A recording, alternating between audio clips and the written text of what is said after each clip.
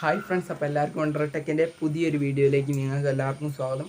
അപ്പോൾ ഇന്നത്തെ ഈ ഒരു വീഡിയോയിലൂടെ നമ്മൾ ഉണ്ടാക്കിയെടുക്കാൻ പോകുന്നത് അതേപോലത്തെ മിനി മോട്ടർ ഉണ്ടല്ലോ, അതിൻ്റെ സ്പീഡ് എങ്ങനെ നമുക്ക് കൺട്രോൾ ചെയ്യാം എന്നുള്ളതാണ് ഇന്നത്തെ ഈ ഒരു വീഡിയോ. അപ്പോൾ ഫ്രണ്ട്സ്, നമുക്ക് നേരെ ആ ഒരു വീഡിയോയിലേക്ക് വിട്ടാലോ.